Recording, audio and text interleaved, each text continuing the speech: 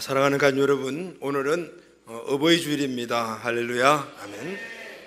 나를 낳아주시고 또 길러주신 우리 부모님을 생각하는 주일입니다. 특별히 오늘 하나님 말씀을 통해서 우리 가족에게 주시는 놀라운 은혜와 축복, 특별히 나를 낳으시고 길러주신 우리 부모님의 은혜를 깊이 생각하고, 그리고 또 자녀된 우리들의 모습, 어떤 삶을 살아가야 하는가, 그리고 부모된 우리 부모 세대의 모습들은 어떤 삶이 하는가를 함께 나누며, 하나님이 우리에게 주시는 가족을 통한 번성번영의 축복들이 이제 풍성하게 꼭 임하게 되기를 예수님의 이름으로 축복합니다. 아멘. 자, 어느 유치원에서 선생님이 한 여자애에게 물었습니다. 애야, 네 집이 어디니? 이따 아이가 이렇게 대답을 했다고 합니다. 엄마가 있는 곳이에요 라는 이런 맞습니다. 어머니가 있는 곳이 곧 집입니다. 그리고 특별히 우리 아기들, 어린아이들에게는 온통 생각이 무조건적으로 베풀어주는 그 사랑의 어머니 외에는 다른 생각이 없죠. 그렇습니다. 여러분, 우리가 이 땅에서 만난 최고의 사랑은 바로 어머니의 사랑입니다. 아멘. 자, 그 사랑이 얼마나 크고 숭고한지 우리 잘 알고 있습니다. 그런데 성경에도 보게 되면은 이 어머니의 사랑이 얼마나 크고 숭고한지 하나님과 동일하게, 하나님의 사랑과 동일하게 이렇게 말씀하고 있는 것을 볼 수가 있습니다. 여러분, 어머니의 크고 숭고한 그 사랑, 성경에서 말하는 하나님과 같은 위치에 두고 그 어머니의 사랑과 어머니의 위치를 말하는 이 은혜, 오늘 특별히 2019년도 어버이 주일에 우리에게 주시는 축복의 말씀이 되시기를 예수님의 이름으로 축원합니다. 아멘.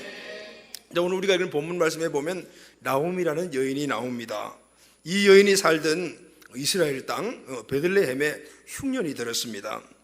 나오미와 가족들은 이제 먹을 것이 없으니까 먹을 것을 찾아서, 팔단 지방에는 흉년이 들었기 때문에 먹을 것이 없습니다. 그래서 먹을 것을 찾아서 고향을 떠납니다.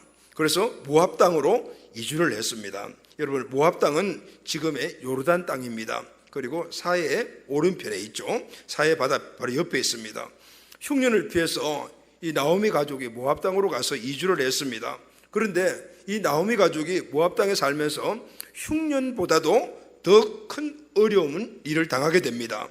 그 어려운 일이 무엇인가 하면은 남편 엘리멜렉과 그리고 아들이 2명 있었는데 2명의 아들이 그것이 다 죽게 되는 겁니다. 남편 엘리멜렉 2 아들이 이방 땅에서 죽게 되었습니다. 그런데 이 2 아들은 이방 땅에서 이방 여인들과 결혼을 했습니다.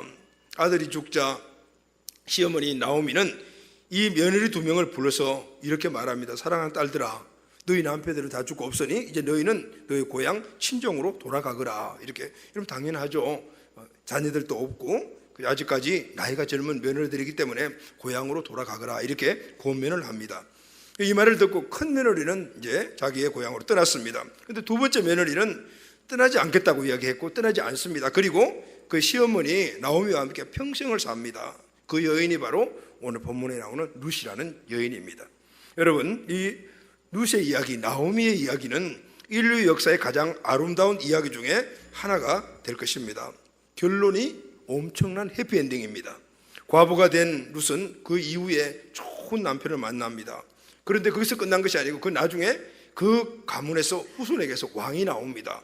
또 거기서 끝나지 않습니다. 이 계보에서 예수님이 탄생하십니다. 할렐루야. 정말로 동화에 나오는 신데렐라 이야기와 같은 거죠. 사랑하는 가족 여러분, 우리 베델 공동체 가족 모두에게 나오미 가정처럼 이런 아름다운 가정이 만들어지게 되기를 예수님의 이름으로 축복합니다. 아멘. 시어머니와 며느리와의 아름다운 사랑의 관계, 부모에 대해서 지극히 효도하는 자녀들, 그리고 부부간의 애틋한 사랑, 나이가 들어가는 할머니 나오미에게 좀 유명하는 거 좀 고쳐줘. 나이가 들어가는 할머니 나오미에게 기쁨을 주는 손자, 그 후손 중에 이스라엘의 왕이 태어나는 영광.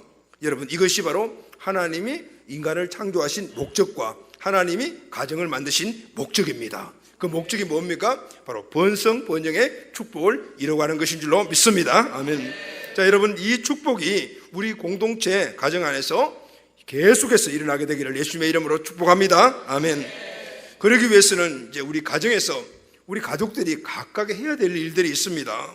부모 세대가 해야 될 일이 있고, 그리고 자녀 세대가 해야 될 일이 있습니다. 이 부모 세대와 자녀 세대가 오늘 말씀 안에 주어지는 이 귀한 기준을 통하여서 나오미의 가정 가문과 같은 아름다운 가정들이 만들어지게 되기를 예수님의 이름으로 축원합니다. 자, 그럼 먼저 자녀 입장에서 우리가 한번 생각해 보겠습니다. 자녀가 부모에게 가져야 될 관점이 뭘까요? 자녀가 부모에게 대할 관점은 오늘 본문 말씀 보면은 두 구절이 나와요. 어머니의 백성이 나의 백성, 어머니의 하나님이 나의 하나님. 이렇게 지금 룻이 바로 나오미에게 고백하는 말이 나옵니다. 자, 자녀가 부모에 대할 관점입니다. 자, 여러분, 룻은 이미 남편을 잃어버렸습니다. 시아버지도 없고 가난한 시어머니 혼자 남았습니다. 재산도 없습니다. 자식도 없고 남편도 없습니다. 잡을 만한 희망이라고는 하나도 없습니다. 다 사라져 버렸어요. 나이 들어 늙은 시어머니만 남았습니다. 그런데 반대로 룻은 지금 나이가 굉장히 젊습니다. 얼마든지 고향으로 가서 새 인생을 시작할 수가 있습니다. 그런데 여러분, 룻은 돌아가지 않습니다. 희망 없는 시어머니 곁에 남아서 어머니와 평생 운명을 함께 하겠다라고 말합니다. 그런데 여러분, 이런 결정은 쉽게 내릴 수 있는 결정이 아닙니다. 그런데 여러분, 이런 쉽게 내릴 수 없는 이 결정을 한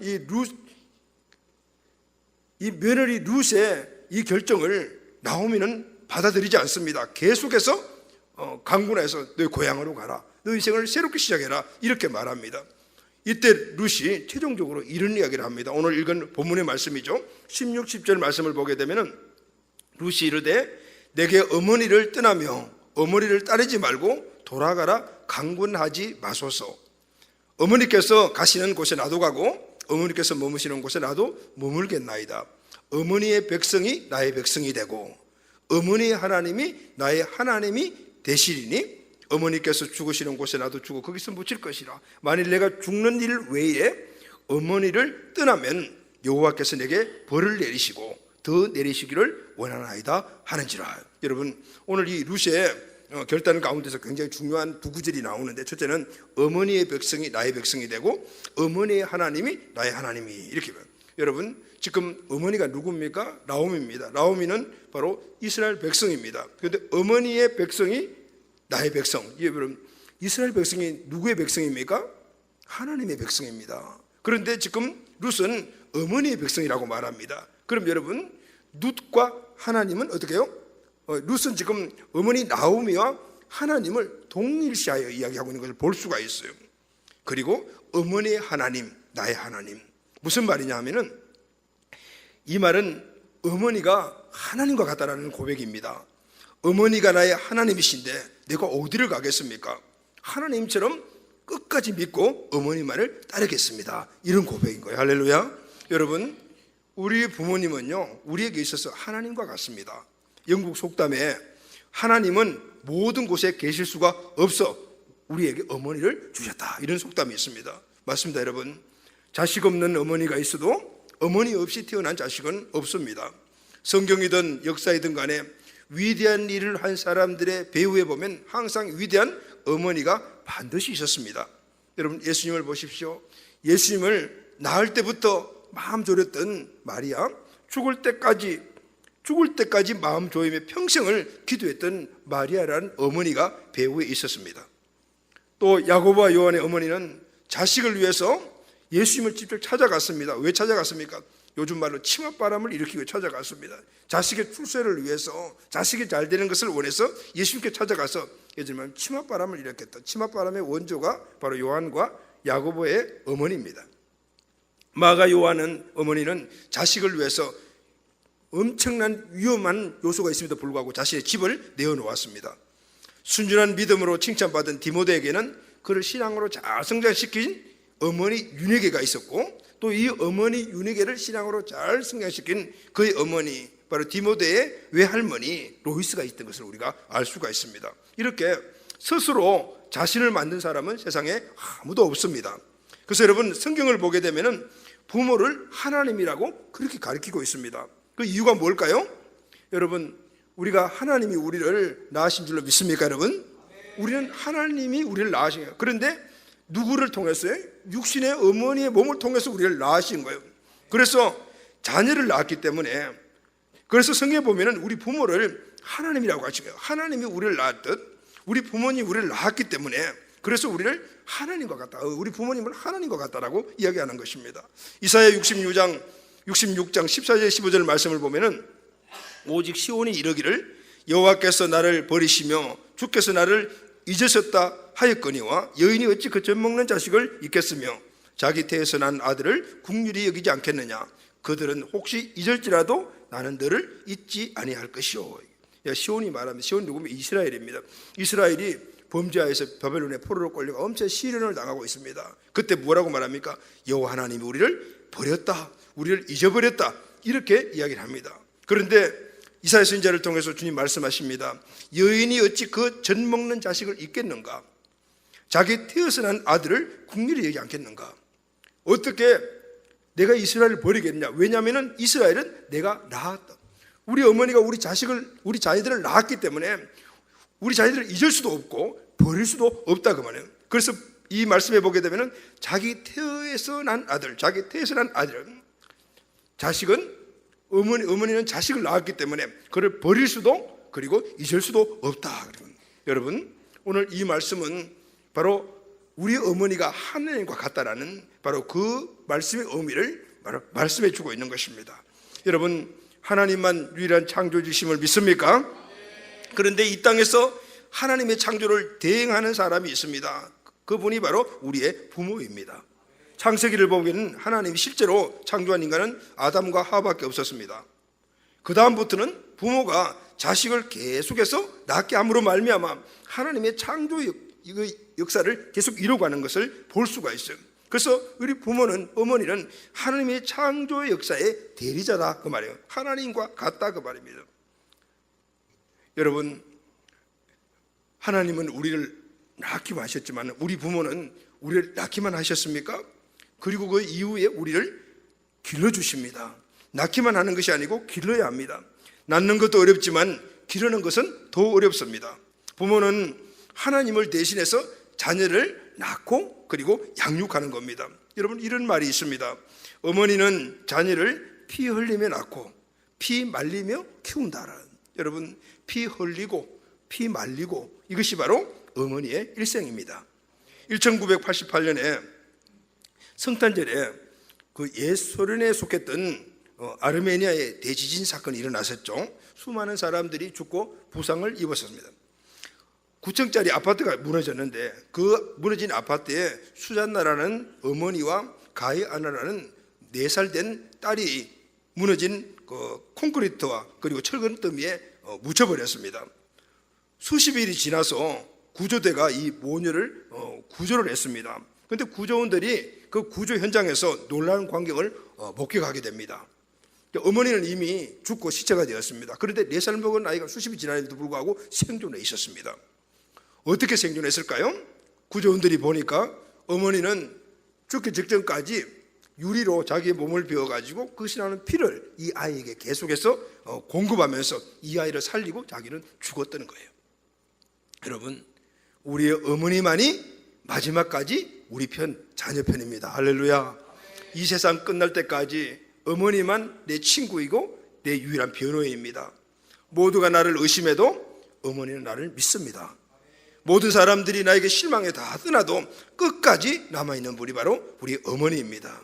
여러분, 그런데 나를 끝까지 떠나지 않고 계신 분이 계시죠? 그분이 누구십니까? 하나님이십니다. 여러분, 끝까지 나를 떠나지 않고 함께하는 하나님, 끝까지 나를 떠나지 않고 있는 어머니. 그래서 성경은 바로 어머니를 하나님과 같이 여기라고 말씀하고 있는 것입니다.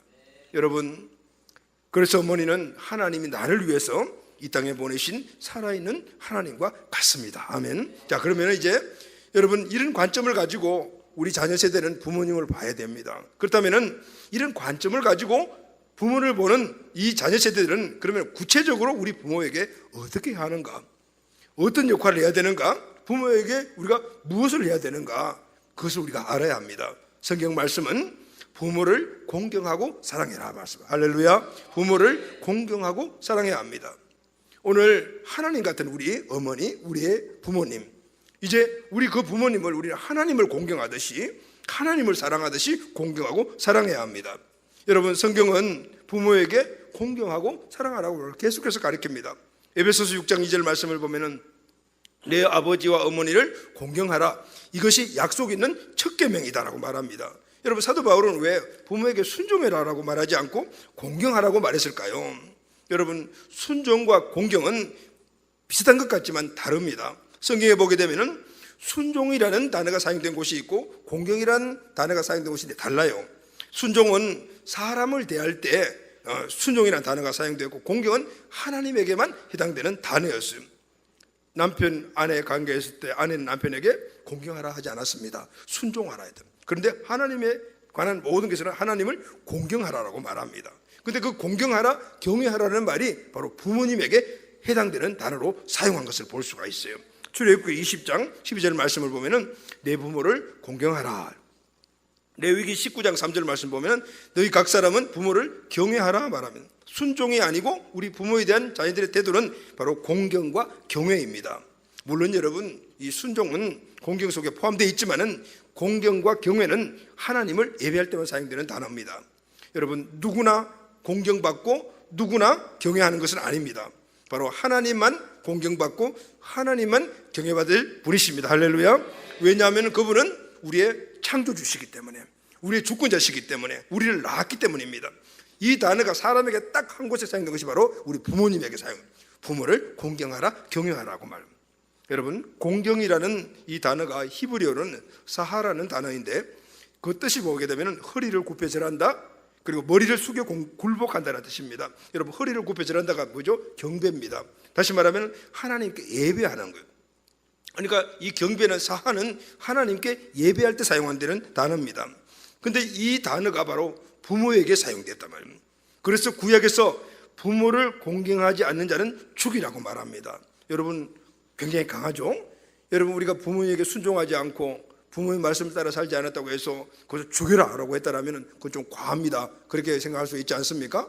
그런데 성경은 그렇게 이야기를 하고 있어요. 부모의 말씀을 따라 살아가지 않고 공경하지 않는 자들은 죽이라고 말합니다. 출애굽기 21장 7절 보면 누구든지 그 아비나 어미를 저주하는 자는 반드시 죽이라. 그것도 그냥 죽이라, 반드시 죽이라.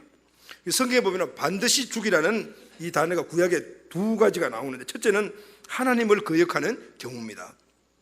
하나님의 이름을 망령되이 일컫거나 우상을 숭배했거나 안식일을 지키지 않으면 반드시 죽여라, 이렇게 율법에서 말하고 있습니다. 두 번째가 뭐냐, 부모를 거역할 때 죽이라고 말해요. 신명기 21장 18절에서 21절 말씀 보면 만일 어떤 사람에게 완악하고 폐역한 아들이 있어 그 아비의 말이나 어미의 말을 순종하지 아니하고 부모가 징책하여도 듣지 않으면 모든 성읍 사람들은 반드시 그를 죽일지니라 그랬어요. 이만큼 부모에 대한 순종에 대해서 아주 강력하게 하나님과 동등한 위치에 놓고 다루고 있는 것을 볼 수가 있죠. 여러분, 이 말씀은 하나님을 거역한 죄와 부모를 거역한 죄가 동일하다는 뜻입니다. 그래서 하나님을 거역한 자를 돌로 치듯이 부모를 거역한 자도 돌로 쳐라, 이게 바로 율법에서 말하는 내용이에요. 여러분, 왜냐하면 부모는 하나님과 같기 때문에요. 여러분, 룻이 이 믿음을 가지고 있어요. 할렐루야, 아멘. 나오미는 남편도 없고 아들도 없고 이제 나이가 많이 들건 늙은이에 노인에 불과하지만은 룻에게 있어서는 남편을 낳아준 하늘과 같은, 하나님과 같은 어머니였다. 떠날 수가 없는 거야. 함께 해야 돼. 공경한다. 사랑하는 가족 여러분, 부모님을 공경하고 사랑하는 구체적인 방법들이 많이 있습니다. 이제 우리는 우리 부모님이 하나님께서 하늘과 동등한 위치에 놓고 공경하라 했기 때문에 우리는 이 땅에 살면서 우리 부모님에게 사랑하고 공경해야 될 줄로 믿습니다. 아멘. 자, 공경해야 될 많은 방법들이 있습니다. 함께 있어주는 것, 연로하신 부모님과 함께 있어주는 것이 또 부모님들의 행복이잖아요. 우리 부모님이 행복해하는 것들을 우리는 그것을 찾아가지고 다 해드려야 돼요. 필요한 것 있으면 다 일일이 찾아서 해드리고, 또 마음도 편하게 해드리고, 만난 것도 많이 사드려야 되고, 또 가고 싶은 곳에 모시고 가야 되고, 특별히 뭐니 해도 용돈을 많이 드려야 돼요. 할렐루야. 하면 이번에 인터넷에서 이렇게 보니까 그러더라고요. 꽃집 가게 앞에다가 이렇게 프린카드를 딱 걸어놨는데 뭐냐면은 꽃 한 송이로 끝낼 거니 이렇게 딱 써놨더라고요. 부모님들의 뜻은 꽃 한 송이까지 안 된다네요. 여러분은 꽃보다도 요새는 뭐니가 되겠죠. 자, 이런 것들이 우리가 부모님을 이 땅에서 공경하는 우리의 태도라고요. 근데 여러분, 이 공경하는 방법들 가운데서 가장 중요한 것이 있다면 그게 뭘까요?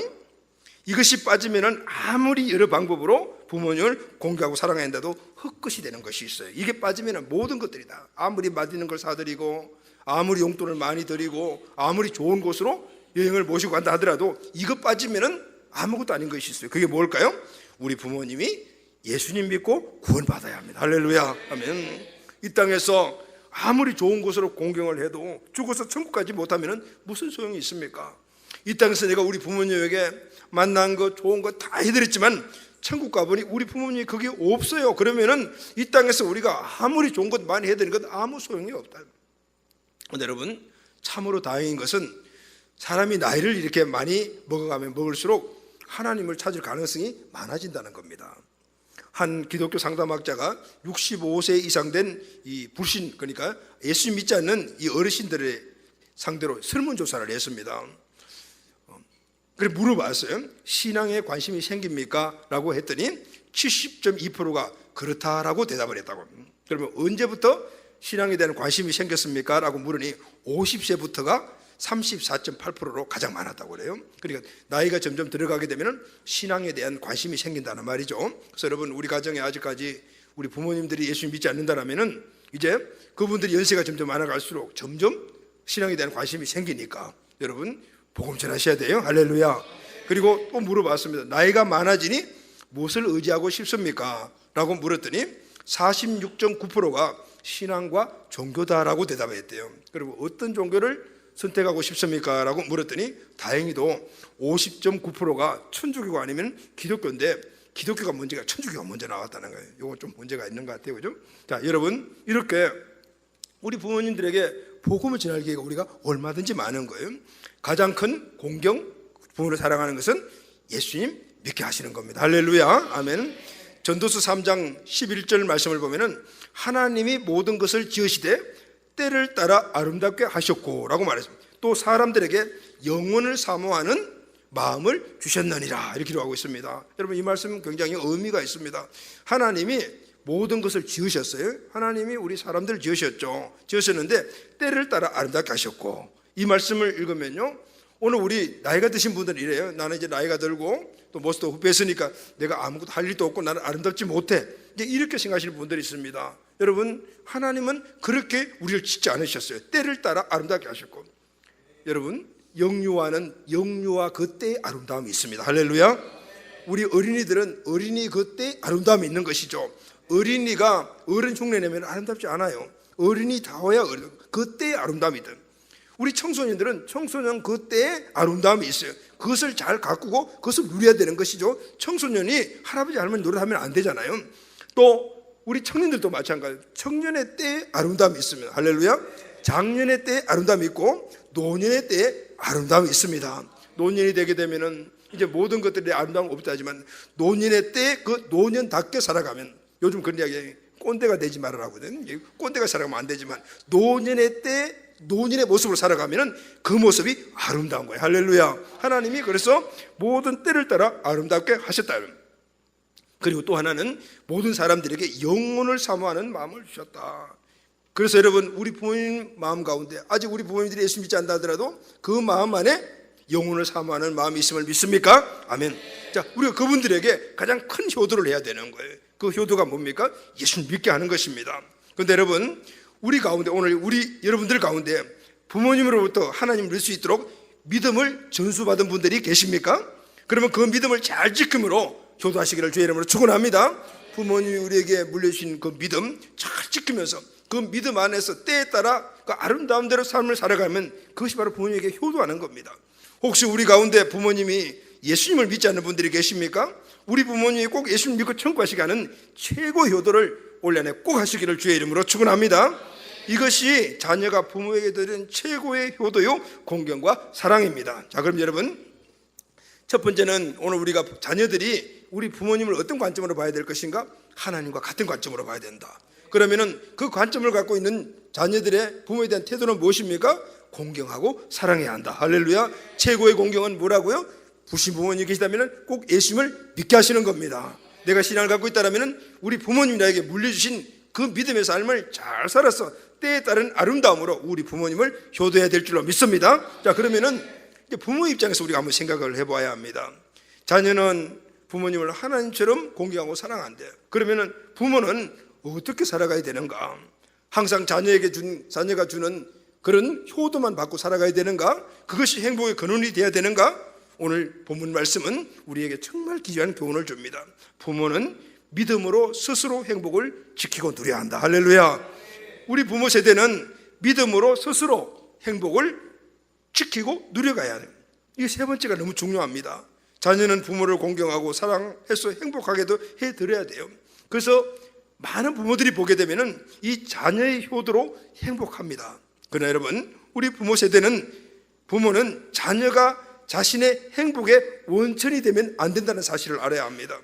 부모는 자녀가 어떻게 되어든 간에 부모 스스로가 행복할 수 있어야 합니다.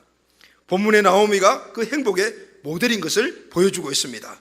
나오미의 환경은 상상할 수 없도록 험난했습니다. 남편도 죽었고 두 아들 죽었습니다. 기근, 고난, 이별, 가난, 이걸 다 겪었습니다. 이 정도의 고난은 모든 사람들이 겪는 평범한 고난은 아닙니다. 만약에 여러분, 저와 우리가 이 나오미가 겪는 그런 고난을 겪었다면 어떻게 했을까요? 아마 절망하고 낙심하고 주저앉아 버렸을 것 같습니다. 그런데 여러분, 성경을 보게 되면, 이렇게 전체를 보게 되면 이 나오미는 어떤 상황 속에서든지 절망했다거나 낙심했다거나 이런 흔적을 찾아볼 수가 없습니다. 그 이유가 뭘까요? 어떻게 해서 나오미는 이 극심한 어려운 환경 속에서도 낙심이나 좌절하지 않고 그렇게 살아갑니다. 룻이 지극히 그렇게 효도했기 때문일까요? 아닙니다, 여러분. 나오미는 스스로 행복하게 사는 법을 알고 있었습니다. 룻이 효도하기 전부터 나오미는 행복했고 효도를 받고 나서는 더 행복했습니다. 나오미는 룻이 효도를 안 했어도 행복한 삶을 살았을 것입니다. 룻의 효도는 나오미의 행복에 보너스로 주어진 것이지 나오미의 행복의 원천은 아니었다고 말합니다. 그럼 여러분, 나오미가 항상 변함없이 행복한 삶을 살 수 있던 그 원천은 어디에서 나온 것일까요? 그것은 바로 하나님에게 둔 그의 믿음에서 나왔습니다. 할렐루야, 아멘. 그래서 나오미의 삶의 특징을 보면 매사 긍정적인 태도로 나타나는 거예요. 그러면은 이 나오미가 그렇게 믿음의 삶을 살았다는 그 사실을 어디서 볼 수 있는가? 그 삶을 보면 아는 거죠. 나오미의 삶의 전체를 보게 되면 항상 그 태도가, 삶의 태도가 긍정적이었다는 거예요. 여러분, 믿음은 절대 긍정입니다. 할렐루야. 믿음의 삶을 살아가는 사람들의 삶은 항상 긍정적인 삶을 사는 거예요. 어떤 상황 속에서도 긍정적인 태도를 가지고 살아간다.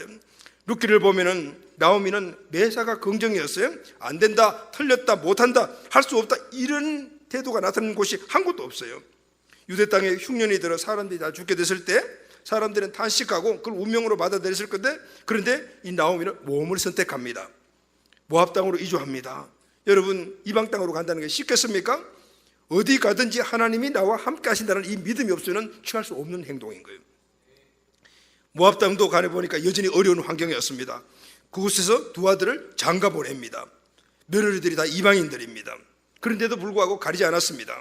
이렇게 다 열려진 마음을 갖고 있었어요. 이 열려진 마음은 하나님을 주권자로 모신 사람들의 특징입니다. 나오미는 매사 이 열린 자세를 가지고 있는 걸 볼 수가 있어요. 믿음의 사람이라는 것을 증명하고 있습니다. 사람들은요, 어려움이 오게 되면은 시도도 해보지 않고 탄식하고 절망 가운데서 앉아버릴 때가 많아요. 흉년이 들자 많은 이스라엘 사람들이 무언가를 시도도 해보지 않고 탄식하고 절망 가운데 앉았을 때 나오미는 어때요? 계속 시도합니다. 이스라엘 땅에서도 시도하고, 그리고 또 모압 땅에 가서도 시도하는 거예요. 하나님이 함께 하시는 데 대한 믿음이 있었기 때문에, 든든한 백이 있었기 때문에. 여러분, 이 모습이 믿음으로 사는 사람들의 참 모습입니다. 하나님을 믿는 믿음의 사람들의 삶의 근거는 항상 하나님께 둡니다. 환경을 바라보지 않습니다. 환경에 연연하지 않습니다.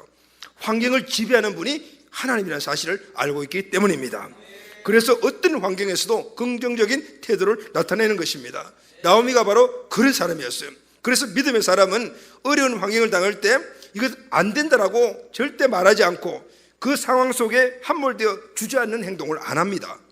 어떤 현실이라도 긍정적인 상태를, 믿음의 모습을 가지고 바라보면서 그리고 하나하나를 이기면서 나아가는 자가 바로 믿음의 삶입니다. 나오미는 자기에게 주어진 삶의 현실, 그것이 이스라엘 땅에 있든지 모압 땅에 있든지 이후에도 보게 되면 주어진 모든 현실을 그대로 다 긍정적으로 받아들이고 그 삶 안에서 무언가 하나님의 뜻을 찾으려고 계속해서 노력한 것을 볼 수가 있습니다. 가난한 상태면 가난한 대로, 부유하면 부유한 대로, 기쁘면 기쁜 대로, 슬프면 슬픈 대로 행복의 원천은 하나님에게서 떠나지 않았어요. 결과가 어떻게 되었습니까? 놀라운 하나님의 은혜의 축복을 개인뿐만 아니라 그 후손들까지 받는 놀라운 축복의 근원이 된 것을 볼 수 있습니다. 여러분, 저도 이제 나이가 들어가는 부모 세대입니다. 그것도 많이 들어가는 세대잖아요. 그래서 어떤 경우에는 현실이 잘 받아들이지 않을 때가 있습니다. 나이가 들어가는 부모 세대들은 다 그렇습니다. 건강에 자신이 없어요. 이전에는 건강에 정말 자신이 있었잖아요. 그런데 이제는 자신이 없어요. 또 과거의 자신의 모습을 회상하면서 지금의 처지에 자기 자신을 바로 우울해하기도 하는 분들이 많이 있습니다. 요즘은 노인성 우울증이라는 말도 유행하더라고요. 그래서 행복하지 않다라고 생각을 합니다. 그러다 보니까 환경에 자꾸 기대려고 합니다. 자녀들에게 기대려고 하는 경향도 자꾸 있는 것은. 그런데 여러분, 오늘 나이가 들어가는 부모 세대들은요, 꼭 알아야 될 것이 있습니다. 나이가 들면 육체는 쇠퇴해지기 마련입니다. 이런 일로 속상해한다고 우리 육체가 다시 원래 젊어지지 않습니다. 현실을 슬퍼한다고 해서 예전의 행복을, 그 좋았던 시절을 내가 다시 회복할 수도 없어요. 변화되는 것은 아무것도 없습니다. 그래서 여러분, 우리가 해야 될 일은 나오미처럼 있는 그 현실을 현실대로 받아들이고, 할렐루야, 행복의 원천인 주님을 떠나지 않는 이 방법을 배우고 그대로 살아가야 되는 겁니다. 그러니까 생각을 바꿔야 되는 거예요. 그러기 위해서는 믿음을 가져야 되고, 믿음이 있는 분들은 바로 믿음으로 긍정적인 생각을 가지고 살아가야 돼요. 할렐루야. 이게 바로 나오미의 삶의 모습이었어요. 그리고 나오미는 어떤 상황 속에도 행복을 잃지 않았다고요. 나이가 들어가는 부모 세대가 꼭 읽어야 할 성경이 전도서입니다. 솔로몬 왕은 일생에 3권의 성경을 기록을 했습니다. 젊은 시절에는 아가서를 기록했습니다. 아가서는 술람미 여인을 기획하며 쓴 사랑의 책입니다. 또 솔로몬이 중년이 되어가니까 자녀가 막 성장하지 않습니까? 그 자녀를 교육할 목적으로 잠언서를 기록을 했어요. 그리고 마지막으로 기록한 것이 전도서입니다. 전도서는 솔로몬이 노인에 기록한 책인데, 바로 인생이 무엇인가, 산다는 것이 무엇인가, 세상을 다 살아본 노인이 된 솔로몬이 남긴 인생록입니다. 여러분, 그래서 우리는, 젊은이는 아가서를 보고 사랑의 의미를 배워야 하고, 자녀를 둔 우리 부모님들은 잠언을 보고 자녀들을 교육해야 합니다. 그리고 나이가 든 이제 점점 많아지는 부모 세대들은 전도서를 보고 우리 인생을 배워야 합니다. 할렐루야, 아멘. 자, 전도서에서 가장 많이 나오는 말이 기쁘게 살아라 라는 말입니다. 전도서 3장 13절 말씀 보면은, 사람마다 먹고 마시는 것과 수고함으로 낙을 누리는 그것이 하나님의 선물인 줄도 또한 알았도다. 여러분, 우리 인생이 먹고 마시고 이 살아가는 것은 하나님이 원하시는 겁니다. 할렐루야.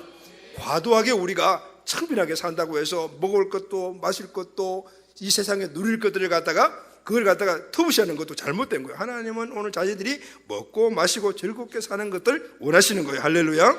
또 전도서 3장 22절 보면은, 그러므로 나는 사람이 자기 일에 즐거워하는 것보다 더 나은 것을 없음을 보았다 그랬어요. 다시 말하면 오늘 나에게 주어진 일, 그리고 지금 나의 현재 상태, 내가 작년이든 노년이든 간에 지금 현재의 일에 즐거워하는 것이 세상의 어떤 즐거운 것보다도 본 적이 없다. 이것이 최고다라고 솔로몬이 이야기하는 거예요. 여러분, 오늘 나에게 주어진 현실을 즐거워하시기를 주의 이름으로 축원합니다. 그리고 전도서 10장 19절 말씀 보면은, 잔치는 희락을 위하여 베푸는 것이요 포도주는 생명을 기쁘게 하는 것이나 돈은 범사에 이용되느니라. 여기 보면 잔치, 포도주, 돈 이런 것들 성경에 보면 다 부정적으로 많이 묘사가 되어 있는데, 여기는 아주 긍정적으로 묘사가 되어 있습니다. 무슨 말입니까? 나이가 들어갈수록 여러 가지 우리에게 주어지는 것들에 대해서 더 그것을 누리며 기쁘게 살아라. 할렐루야, 아멘. 기쁘게 살아요. 자, 여러분, 이렇게 우리 인생이 기쁘게 살아야 될 이유가 있는데, 그 이유를 전도서 12장 13절에 보면은, 일의 결국은, 그러니까 인생의 결국은 다 들어보니까, 솔로몬이 인생의 결국을 들어보고 내가 살아보니까 인생의 모든 축복은 어디서 오냐면은 하나님을 경외하고, 할렐루야, 그의 명령들을 지킬지어다. 이것이 사람의 본분이라. 그러니까 우리가 본분이 뭡니까? 우리는 하나님을 믿는 것이 본분이잖아요. 그 본분 안에서 하나님을 경외하고 지킬 때 모든 인생에 은총과 축복과 기쁨과 감사들이 오게 되더라. 그 말이에요. 할렐루야. 아멘. 여러분, 이 인식을 오늘 우리는 계속해서 모든 세대가 가져야 합니다. 하나님이 살아계시기 때문입니다. 할렐루야. 하나님이 우리와 함께 하시기 때문입니다. 아멘. 하나님의 행복의 근원이기 때문입니다. 하나님을 믿으면 행복해지기 때문입니다. 그래서 우리는 나이가 들고 우리 몸이 외모들이 후벼 나가더라도 항상 행복한 삶과 기쁨과 즐거운 삶을 누릴 수 있는 비결이 바로 여기에 있는 거예요. 하나님이 우리 행복의 원천이다. 할렐루야. 아멘. 사랑하는 가족 여러분, 오늘은 어버이 주일입니다. 오늘은 우리가 나오미와 룻을 통해서 자녀의 도리와 부모의 도리를 함께 생각을 해보았습니다. 자, 그럼 여러분, 자녀 세대가 되시는 여러분, 우리 가족 여러분, 여러분의 부모님이 나이가 드시면 힘들고 있다는 사실을 아십니까? 그래서 그 사실을 알고 최선을 다하여 우리 부모님에게 공경하고 사랑하시기를 바랍니다.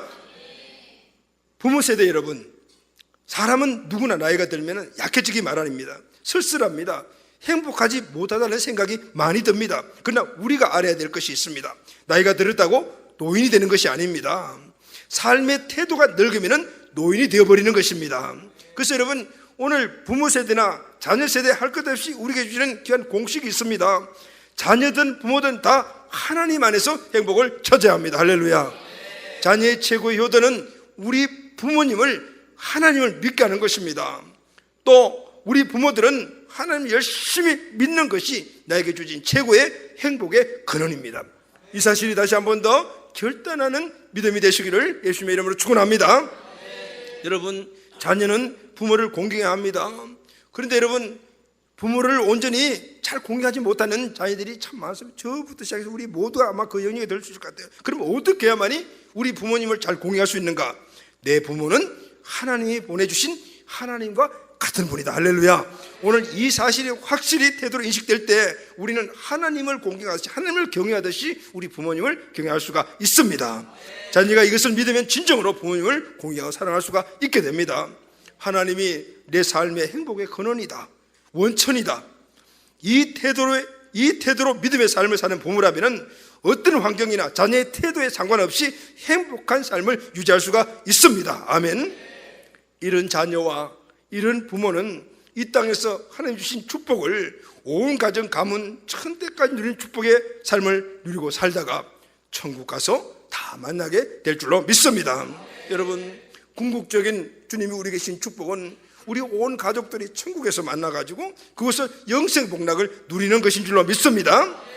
사랑하는 가족 여러분, 우리 베델 공동체 가족, 우리 모든 분들, 여러분, 지금 자녀 세대가 부모 세대가 되고 또 노년 세대가 되고 계속해서 이것이 주님 오실 그날까지 이루어가게 될 텐데, 궁극적인 것은 어떤 세대인 간에 우리 모두가 천국에서 만나는 겁니다. 할렐루야.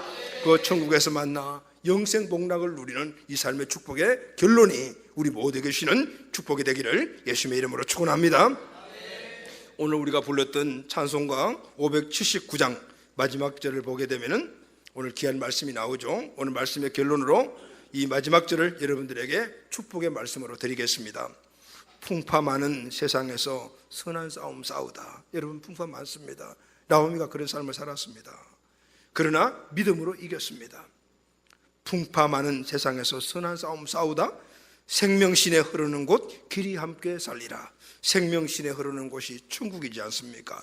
그곳에 우리는 길이 그것은 죽음이 없는 곳에 영생의 삶을 함께 살아가리라. 이것이 하나님이 우리에게 주신 영원한 축복인 줄로 믿습니다.